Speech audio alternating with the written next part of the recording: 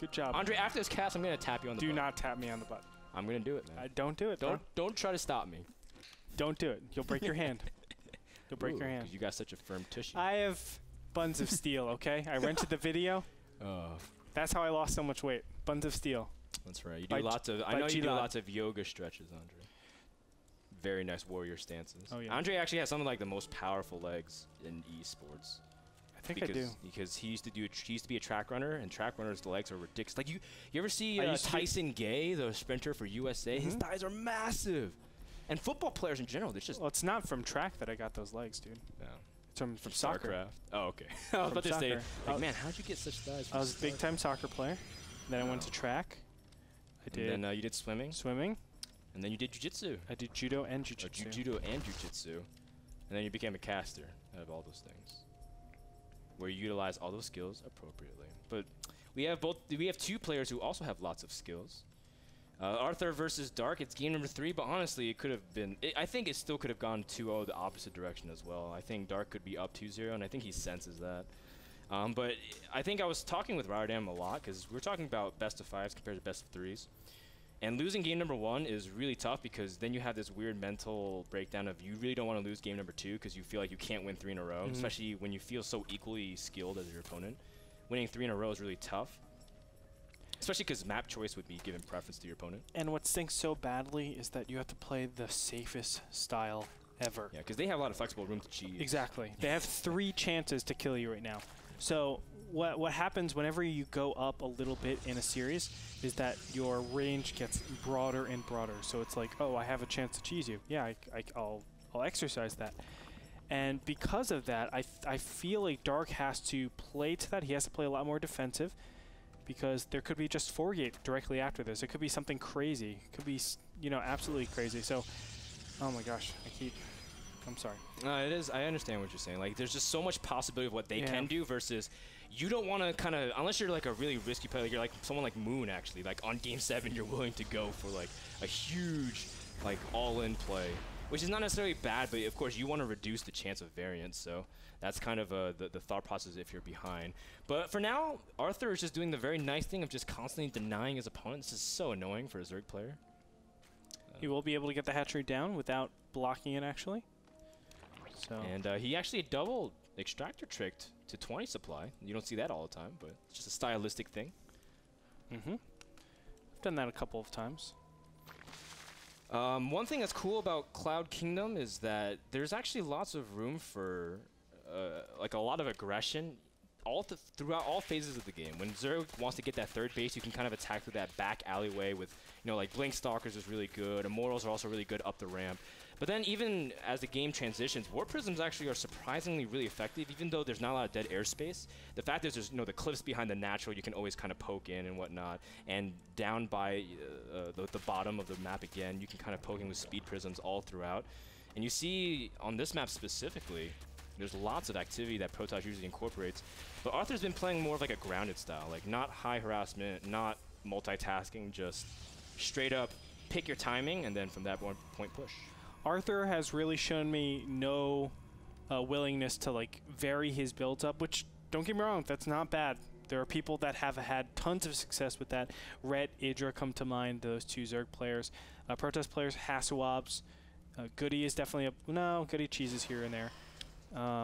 But yeah, there are players like that have really had a lot of success. Sit back in the macro. And that's what Arthur has really shown this whole series, and it's actually pretty impressive because he did the same thing against Benicio. He's been showing pretty good PVZ, I think, all game, all series long. It's not gimmicky either. No, it's just not at all. I know exactly when Zerg's weakest. I force situations where I have an advantage, and I don't give up that advantage. Yeah. And it's gotten to the point where I feel like his opponents have just been killing themselves.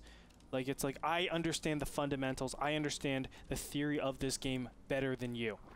And he just plays. That's all he does. He just plays. He's not trying to be tricky. He's not trying to, you know, throw a wrench in there. He's not 5-gate, 1 basing 3 games in a row. And then had a Twilight Robo with double Forge still on 1 base before the next. I don't know who you're referencing. That was just a funny game. I'm not saying anything commentary-wise, but I think. Oh, I will. That was absolutely awful. I'll go ahead and be that guy. But that was absolutely. I know exactly what you're saying. It's just very stable, and I think it's something that if you're trying to learn how to play PvZ in a correct timing sense, it's a style that you can kind of adapt. But we can see that he's going for a different style this time, a really quick robotics bait while getting out sentries, and this kind of leans itself over to a Sentry Immortal like fast expand, or if he feels like he has an opening to go for a 2-base, but he hasn't really been going for 2-base all-ins, which actually would be perfect for game number 3. Oh, don't yes. you think, Andre? I would absolutely agree. I think 2-base all-ins in this position is perfect. Yeah. Really stress your opponent, make them sweat a lot, and then if you go into game 4, they're like, well, I have to be careful about 2-base all-ins, right? Yeah. That's like super scary. And then he can do like, this is going to be an Immortal timing. Well, potentially. It could be an Immortal 2-base all-in. Then it's like you go Immortals and just take your 3rd base. And they probably invest so much in actually over-defending that push that you're able to reap the benefits that way. Well, he did scout the Immortal, and yeah, it is going to be a huge Mortal Sentry push considering that he's just adding on 6 more gates, so a 7-gate Immortal. And I think after the 3rd Immortal, actually, he can go just, is he going to go with just 2 Immortals? We'll find out. I don't mind 2 Immortals. 2 Immortals and the Warp Prism. Usually, yeah, you can get a Warp Prism out, but 3 Immortals plus is a standard push, because the way it snipes roaches almost in one shot collectively is good. That's true. I like 2 just aesthetically because 2 fit in a Warp Prism. But no, he's going with 3. He's going with 3. You're absolutely right, Frodan. It's just stylistic, you know. I think Squirtle pushed with 2 and added a 3rd in that huge micro Warp Prism thing, but I'm not sure if memory serves correctly. From this point on, what do you need to do as Zerg? Spread creep from the 3rd is really important. Look at that. You can see that Dark's already prioritizing that both directions, not just on the low ground, but also from the back alleyway. That's really important, and from here, once you identify it, actually going up to 6 gas is incorrect. You don't want to be getting that much gas, because what's going to happen is you just have too much. You can't spend it as efficiently. You want to get more minerals. That's going to be the tough thing. Roaches are good. You want to incorporate Zerglings as well, but I think he's doing everything except... Is he actually? There's only 1 on that. Oh. All right, so it's just 4 workers. That's not a big deal. Yeah, it's not that big a deal, but oh, look at this. A Roach Pack is trying to buy time. He's actually going to go ahead and counterattack and see if he can stall his opponent. In fact, he's sending a lot of units, not just his Roaches. He's actually going for Zerglings and targeting the pylons directly. And I guess at this point, he's just going to worry about everything back at home. Spine Crawlers are still in the middle of production. A perfect time for Arthur to hit. He's going to force field and trap the units away from his sentries to really make sure he can zone it off and utilize the range that he can really capitalize. Nice. Very well done by Arthur thus far. And now the Warp Prism has joined up, so he can immediately warp in. And all of a sudden, Dark is losing a lot of supply, and keeping the Immortals alive is very key. Now, one thing is that Arthur doesn't have that many force fields left. He burned a lot, but has he dealt with the huge amount of the forces from Dark already? And don't forget that he couldn't warp in anything because he spent that warp in defending at home, and now finally he's going to get rid of that pylon and try to congregate all of his units together. Is it going to be enough? As you said, he spent a lot of his force fields, and I just up as well. Look how much gas the Zerg has right now. Dark has way too much gas, man. Even in times of crisis, Andre looks at his gas. Look at the gas. You need more minerals. And at this point, Force Field's blocking out the Roaches. Very nice, getting some pot shots. But of course, he just pretty much traded Zerglings for more energy, which is not necessarily the worst thing. And also, he does, again, he still has that Spine Crawl as an anchor in case he needs to confront. But more Force Field's enough, but the Roaches barely managed to escape. Oh, no. A great move from Dark thus far. But again, more Force Field thrown down to trap the Roaches. It's a very strong battle. And this is just such a strong army. The 4th Immortal has joined up with the army. Yeah, that's the problem. 4 Immortals out, that means Roaches are obsolete. It's so hard, unless you're Stefano, you cannot encounter this army. I've seen Stefano actually kill 5 Immortals. I still don't understand how he does it. But it looks like Dark, he's on his last breath, man. And I think we have Arthur as our new winner, killing this 3rd base. Well, he doesn't even need to. He's just going for the army. He doesn't even care if there's any units coming for the flank. He's got a 5th Immortal now meeting up to the battle.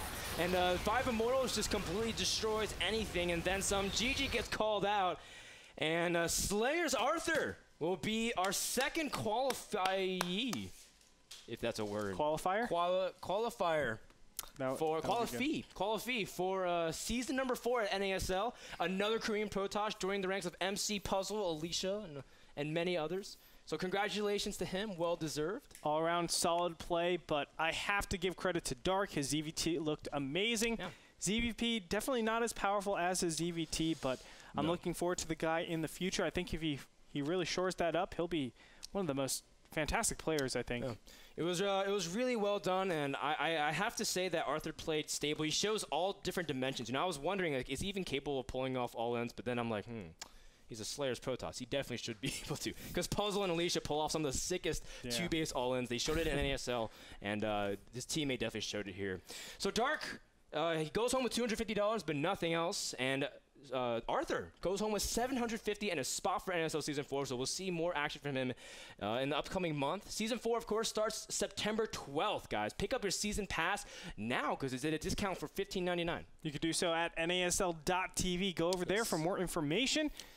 And we also run a couple promotions as well. Definitely, if you want to get more information, tweet at us, at Frodan or at Gretorp, so you can follow us on Twitter.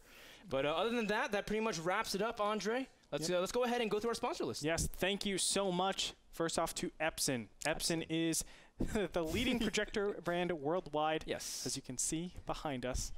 And you can find them at Epson.com. Of course. Thank you to Azo Monitors. People provide monitors, the best in gaming and monitor technology. Check them out at azo.com/NA. Kingston HyperX is the memory and SSD, I guess, titans. Yeah, in the esports scene. Everything pretty much. Check them out at kingstonhyperx.com.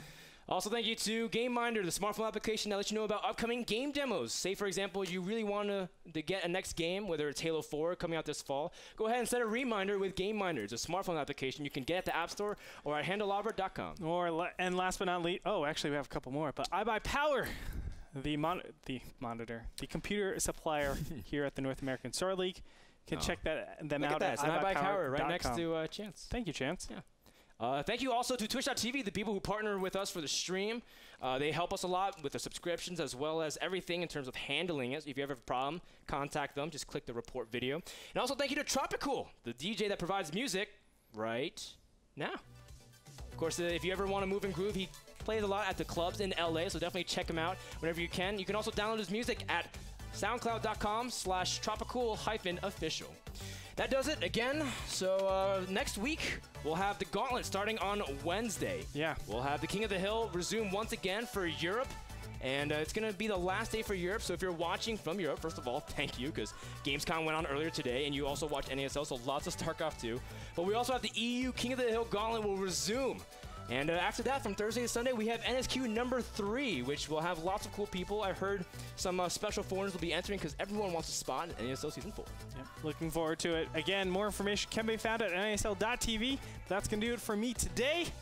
Thank you guys so much for tuning in. Frodan, any last words? Nope. Good games. Congratulations to Slayer, Arthur, and Dark for performing really well. Also, major ups to Spanish. You on SEC getting really far. Good luck next week, gentlemen. But we'll see you guys on Wednesday for the Gauntlet. Peace out. Have a good weekend. And ladies. Or have an awful Monday.